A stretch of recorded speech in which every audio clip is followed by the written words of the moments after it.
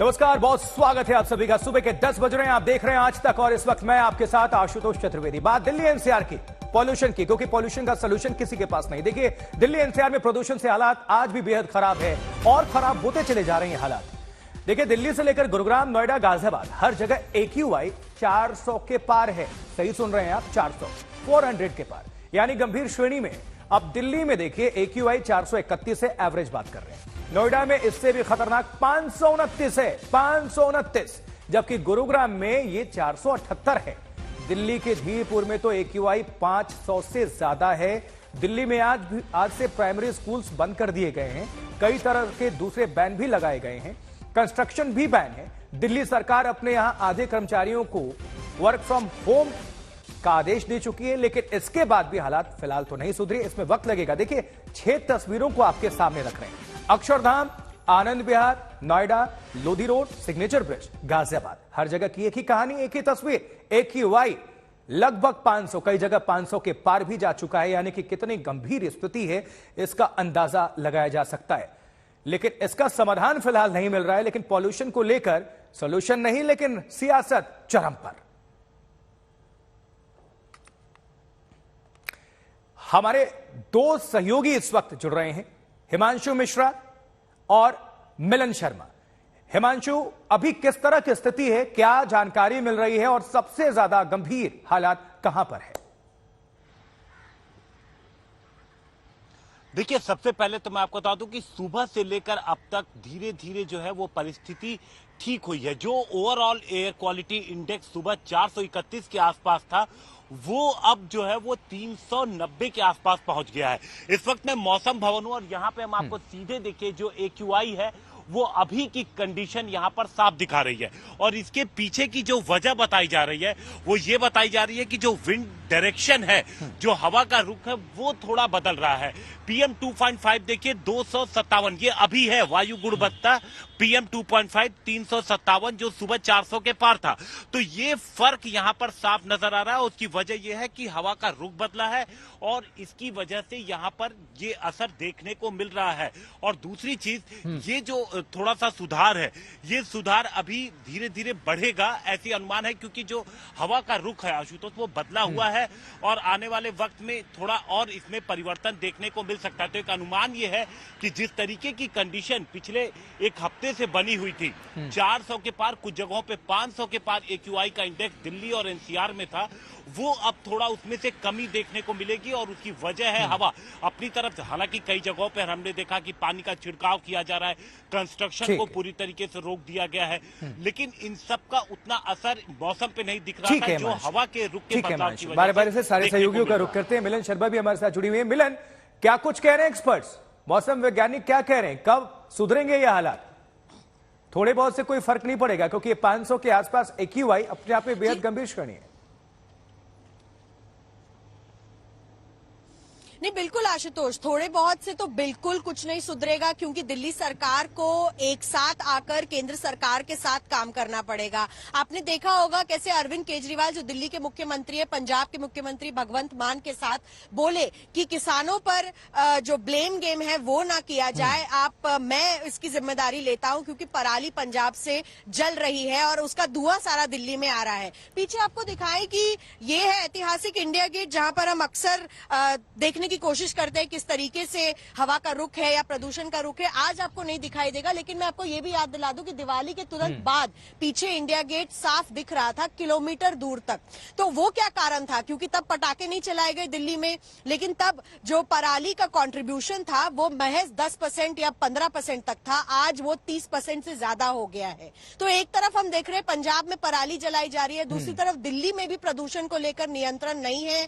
बच्चों के स्कूल फिलहाल यहाँ बंद कर दिए गए हैं, लेकिन सबसे अहम जो डिसीजन होगा दिल्ली सरकार का वो ऑड और इवन को लेकर होगा, क्योंकि विशेषज्ञों का कहना है, जैसे आप पूछ रहे थे, कि वेहिकुलर पोल्यूशन से भी जो प्रदूषण है हवा में फैलता है। और दूसरा बहुत जो संगीन जो अब चीज हो गई है, जो स्वास्थ्य पर इसका इम्पैक्ट पड़ रहा है, लोगों की रेस्पिरेटरी डिजीजेस हो रही हैं, इसको देखकर कम से कम सरकार को ऑड इवन लगाना चाहिए या नहीं, इस पर निर्णय लेना जरूर होगा। बिल्कुल। सुशांत मेहरा भी हमारे साथ, हमारे सहयोगी जुड़े हुए हैं। लेकिन सुशांत, आपका रुख करें उसके पहले एक दर्शकों को हम रिपोर्ट रिपोर्ट दिखा देते हैं, फिर आपसे सवाल करेंगे क्योंकि आप विजय चौक में मौजूद हैं। विजय चौक बहुत महत्वपूर्ण इलाका है और निश्चित तौर पर संसद से लेकर सब कुछ, पीएम हाउस, प्रेसिडेंट हाउस, सब कुछ वहीं पर है। देखिए, लेकिन दिल्ली में प्रदूषण से हालात बेकाबू हैं, बहुत खतरनाक श्रेणी में।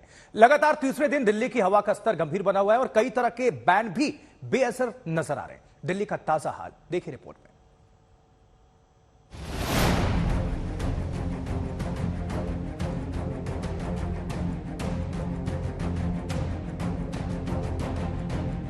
पूरे दिल्ली एनसीआर में हवा के जहरीले होने का जो खतरनाक दौर इस हफ्ते सोमवार को शुरू हुआ था, वो दिनों दिन गहराता जा रहा है और आज शनिवार को हालात इतने खराब हो गए कि लगातार तीसरे दिन हवा गंभीर श्रेणी में बनी हुई है।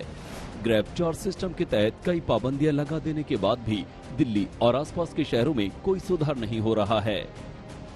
सबसे पहले आज दिल्ली और दूसरे शहरों के AQI पर नजर डालिए, जो बेहद गंभीर है। दिल्ली में आज AQI 431 है, नोएडा में ये सबसे ज्यादा 529 है, जबकि गुरुग्राम में 478 है, यानी तीनों जगहों पर गंभीर श्रेणी में। ये दिल्ली के आनंद विहार की ताजा तस्वीरें हैं, जहां हवा का स्तर खतरनाक बना हुआ है। आनंद विहार दिल्ली के सबसे प्रदूषित इलाकों में है। अक्षरधाम की तस्वीरें भी गवाही दे रही हैं कि कैसे दिल्ली की आबोहवा रहने लायक नहीं रह गई है। यही हाल नोएडा का है। हर जगह आज सुबह से जहरीले बादलों का साया है। दिल्ली के तमाम इलाकों में हवा का स्तर बेहद खतरनाक है। धीरपुर जैसे इलाके में AQI 534 हो गया है। पूरे दिल्ली NCR में हवा का स्तर खराब है, लेकिन हर तरफ लापरवाही भी दिख रही है। कहने को तो पूरी दिल्ली और आसपास के शहरों में कंस्ट्रक्शन पर बैन कर दिया गया है, लेकिन आज तक की पड़ताल में पता चला है कि ये बैन महज दिखावटी है। कई जगहों पर रात के अंधेरे में निर्माण की गतिविधियां चलती मिली। Indigo infra project private limited का ये काम है और आप देख सकते हैं कि रात के करीब 3:30 बज रहे हैं और चोरी छिपे यहाँ पर एक हॉस्पिटल का काम चल रहा है, जहाँ से मिट्टी का खनन हो रहा है। ये मिट्टी यहाँ से निकाली जा रही है और इस मिट्टी को इन ट्रकों में भरकर यहाँ से दिया जा रहा है। जबकि यह हाल तब है जब नोएडा में एयर क्वालिटी इंडेक्स 500 से ऊपर है, यानी सीवियर कैटेगरी में है। एक तरफ दिल्ली में लोग सांसों पर कहर झेल रहे हैं, जबकि प्रदूषण पर सियासत भी जमकर हो रही है। देखिए कैसे बीजेपी ने केजरीवाल को लेकर पोस्टरबाजी शुरू कर दी है। इनमें केजरीवाल को हिटलर बताया गया है, जिन्होंने दिल्ली को गैस चैम्बर में तब्दील कर दिया है। दिल्ली सरकार सारे हथियार आजमा चुकी है। हम आपको बताते हैं कि दिल्ली ने प्रदूषण को काबू करने के लिए क्या कुछ किया है।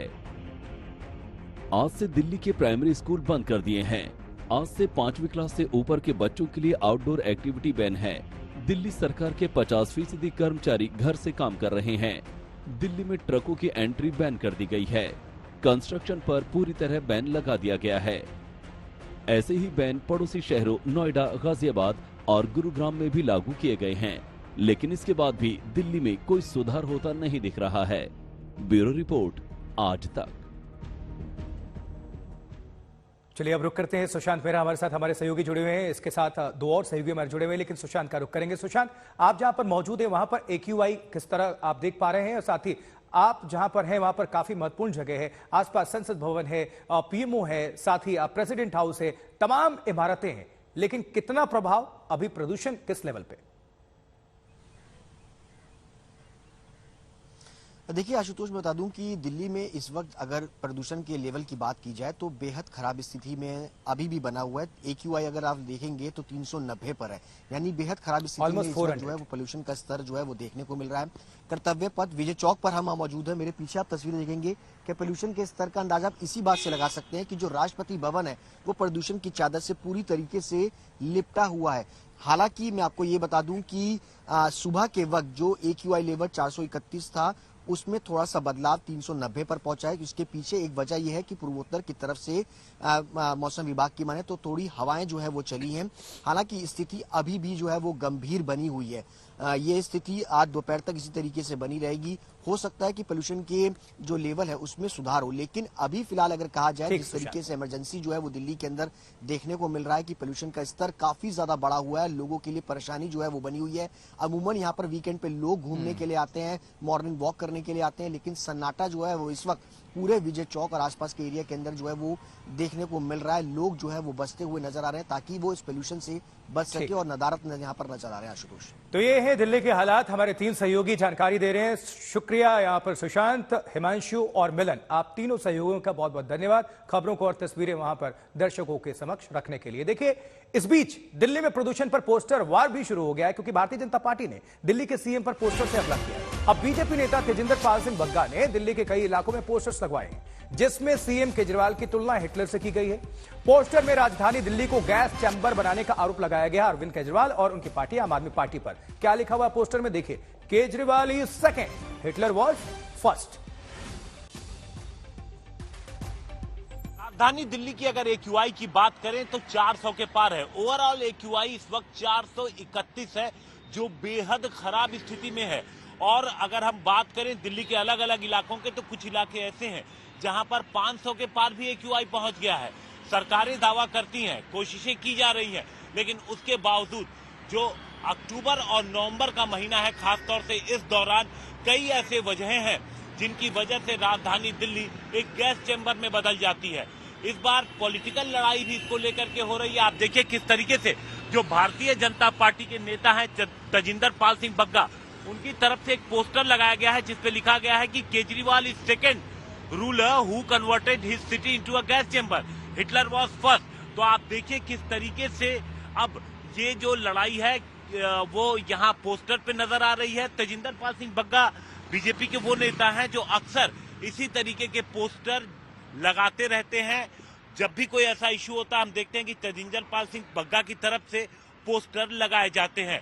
बहरहाल जो दिल्ली, अगर हम पोल्यूशन की बात करें तो सिर्फ दिल्ली ही नहीं बल्कि NCR में यही स्थिति बनी हुई है और AQI कई जगहों पर 500 और 600 के आसपास पहुंची हुई है।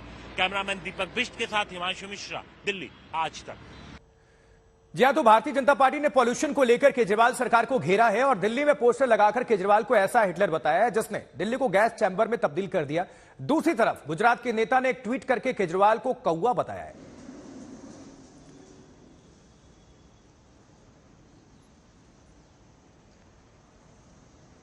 देखिए, तंज कसते हुए कहा गया है कि केजरीवाल दिल्ली से गए हैं, इसलिए पॉल्यूशन की वजह से काले हो गए हैं। देखिए, 2 तस्वीरें दिखा रहे हैं। एक तरफ केजरीवाल को हिटलर बताया गया है, बीजेपी की तरफ से पोस्टर तेजिंदर पाल सिंह बग्गा ने लगाया है, और दूसरी तरफ केजरीवाल पॉल्यूशन से काले हो गए, वो यहां पर एक तरह से तंज कसा गया है बीजेपी की तरफ से और वो पोस्टर लगाए गए। देखिए, केजरीवाल के आरोपों पर जुबानी जंग भी शुरू हो चुकी है। किस तरह से वार पलटवार का दौर हमें देखने को मिल रहा है पॉल्यूशन को लेकर, क्योंकि पॉल्यूशन का सॉल्यूशन कोई भी नहीं दे रहा है। देखिए और सुनिए। ये वक्त फिंगर पॉइंटिंग का नहीं है, ब्लेम गेम का नहीं है, एक दूसरे को गाली देने का नहीं है, इतने सेंसिटिव मुद्दे पे राजनीति करने का नहीं है। उससे समाधान नहीं निकलता।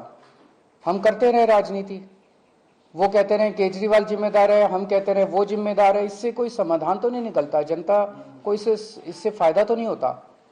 जनता को तो समाधान चाहिए। अरविंद केजरीवाल जी कह रहे थे कि राजनीति नहीं करनी चाहिए। आपने सुना है ना आज कि पोल्यूशन बहुत सेंसिटिव इश्यू है, हमारे बच्चों की जीवन का विषय है, इस पे राजनीति नहीं करना चाहिए। पूरे जीवन राजनीति करके पिछले वर्ष कह रहे थे, जब पंजाब की सरकार नहीं बनी थी, जब हम पंजाब में आ जाएंगे, जब हमारी सरकार बन जाएगी तो आपको डरने की आवश्यकता नहीं है। आप देखिएगा अगले दिन से ही सब कुछ ठीक हो जाएगा। पोल्यूशन के कारण खांसी भी हो रही है, माफ करिएगा। संबित पात्रा अलग अंदाज के लिए जाने आते हैं। और देखिए, एक और बड़ी खबर, पुलिस के सामने ही हिंदू नेता सुधार सूरी की हत्या से पंजाब सन्न है। हमलावर फौरन दबोच लिया गया, लेकिन दूसरे हिंदू नेताओं को पाकिस्तान से मिली धमकी से भगवंत मान की सरकार घेरे में है। आम आदमी पार्टी की सरकार से सवाल पूछे जा रहे हैं। अब सवाल उठ रहे हैं कि सत्ता बदलते ही खालिस्तानी आतंकवादी फिर कैसे सर उठाने लगे। सुधीर सूरी की हत्या के बाद पंजाब बंद का आह्वान भी किया गया है, लेकिन पूरी तरह से अमृतसर और गोपाल मंदिर के आसपास शांति बनी हुई है। इस वक्त रोजाना की तरह आवाजाही भी देखने को मिल रही है, लेकिन जिस तरह से शिवसेना नेता की गोली मारकर हत्या कर दी गई, हालांकि उनको वाई श्रेणी की कैटेगरी की सुरक्षा व्यवस्था भी मुहैया कराई गई थी, फिर भी हत्यारे ने किस तरह से आरोपी ने गोली चला दी, उनकी हत्या कर दी और उसके बाद से पंजाब का माहौल गरमाया हुआ है। बंद का आह्वान किया गया है हिंदूवादी संगठन की तरफ से। शिवसेना नेता की हत्या के बाद से पंजाब का माहौल तनाव।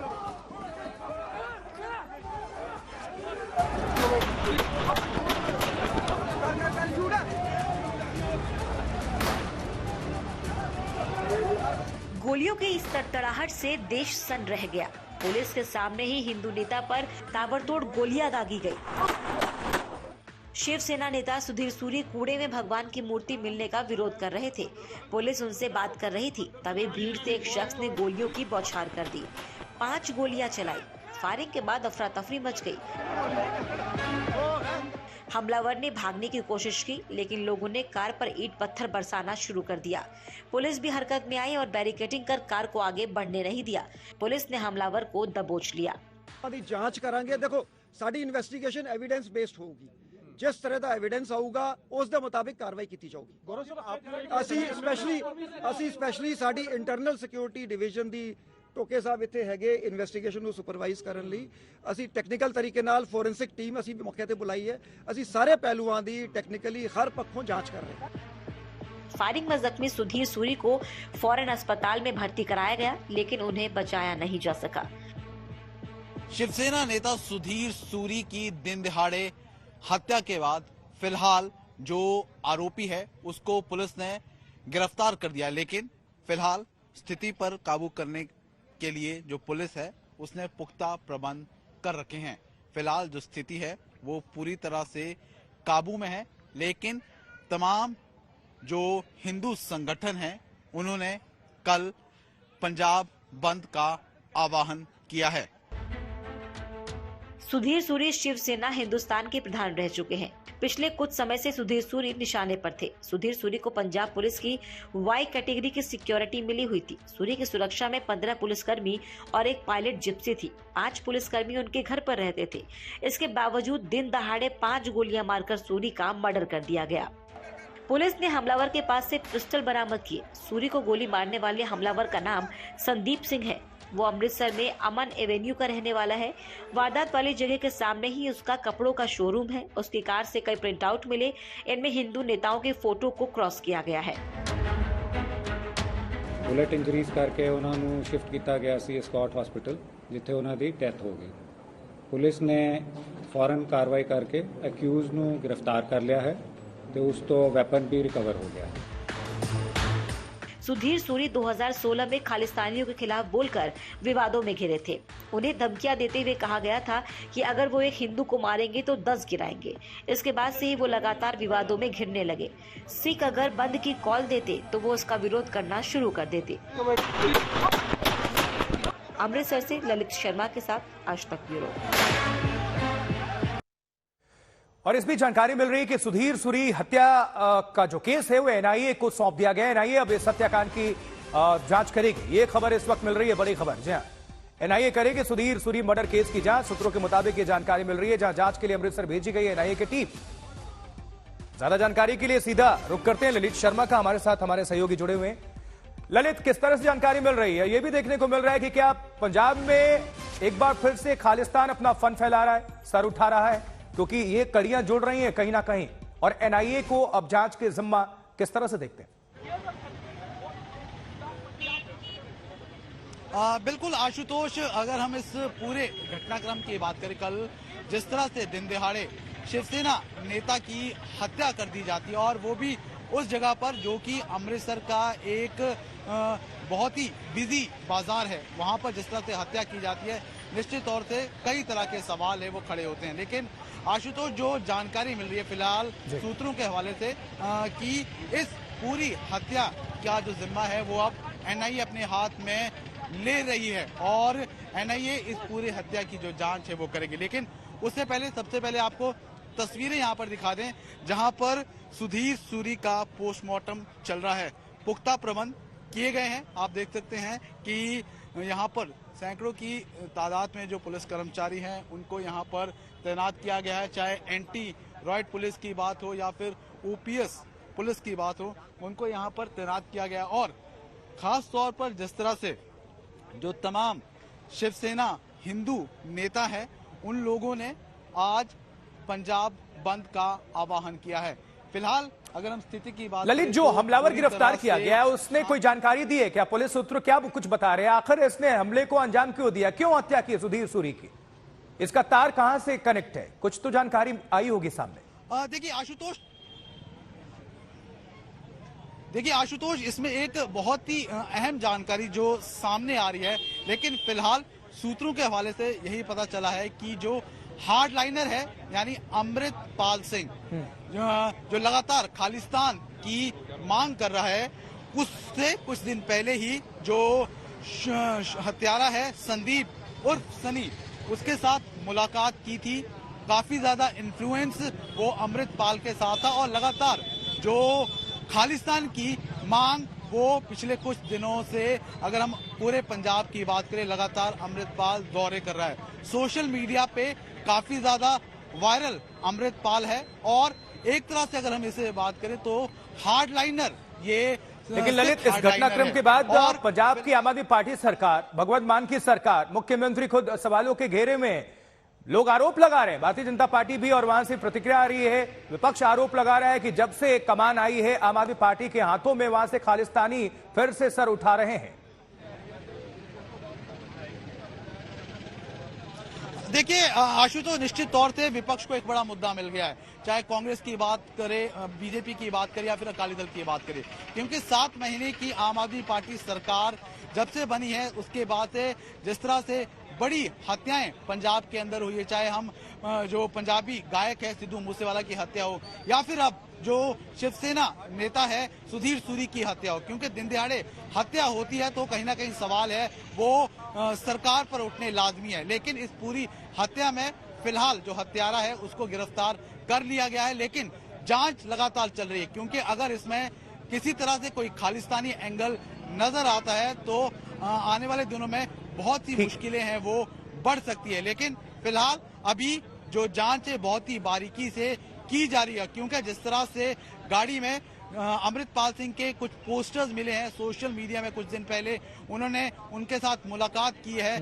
कहां तक जांच पहुंचती है वो तमाम इन्वेस्टिगेशन का मामला है, लेकिन उसके साथ साथ बताया यही भी जा रहा है कि क्या ये एक प्री प्लान मर्डर था या फिर स्पर ऑफ द मोमेंट उस मोमेंट पे हुआ। तो उन तमाम उन पहलुओं की जो जांच है वो की जा रही है। और खास तौर पर क्योंकि 7 महीने की आम आदमी पार्टी की सरकार है, लगातार विपक्ष है वो हमलावर है, लेकिन अभी देखना यही होगा कि जांच में क्या। और इस तरह के कई घटनाक्रम सामने आ गए तो सवाल उठना लाजमी भी है। निश्चित तौर पर जवाबदेही बनती है राज्य सरकार की, आम आदमी पार्टी सरकार की, भगवंत मान की। पाकिस्तान से देखिए इमरान खान पर गोली चली, घमासान है उसको लेकर पाकिस्तान के अंदर, लेकिन वहां के गृह मंत्री राणा सनाउल्लाह का बड़ा बयान सामने आया। कहते हैं कि इमरान पर हमला केस में गृह मंत्री का बड़ा बयान कि गोली नहीं चली, इमरान खान पर नहीं हुई फायरिंग। राणा सनाउल्लाह का ये बड़ा बयान, इमरान खान पर फायरिंग ही नहीं हुई ये कहना है। इमरान के घायल होने की बात झूठी है।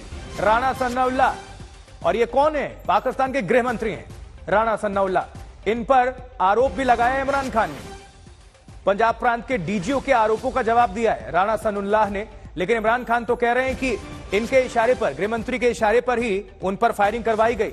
उन्होंने पीएम शहबाज शरीफ को घेरा, वहां पर सेना को भी घेरा, आईएसआई को भी लिया और साथ ही गृह मंत्री पर भी आरोप लगाया। लेकिन गृह मंत्री कह रहे हैं कि फायरिंग ही नहीं हुई, झूठी है।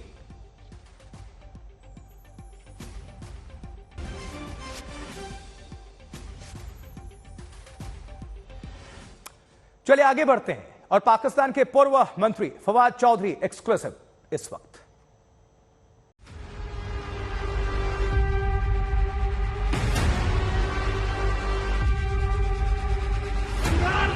ऊपर हमला, पाकिस्तान के ऊपर हमला और इसका बदला लिया जाएगा।